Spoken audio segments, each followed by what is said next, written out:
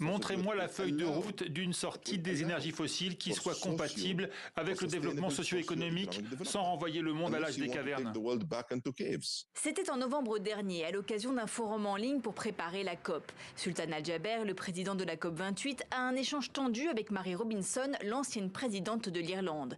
Il parle sans filtre de la difficulté de réduire les énergies fossiles. Des propos rapportés ces dernières heures par le journal britannique The Guardian. Aucune étude scientifique, aucun scénario ne dit que la sortie des énergies fossiles nous permettra d'atteindre 1,5 degré.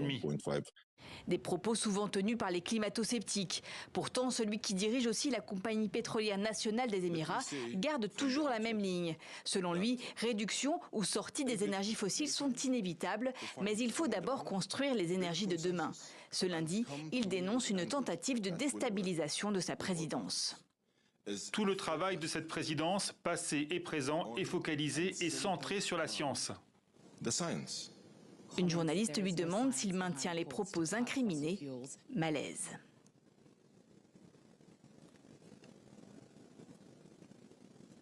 Je pense honnêtement qu'il y a de la confusion.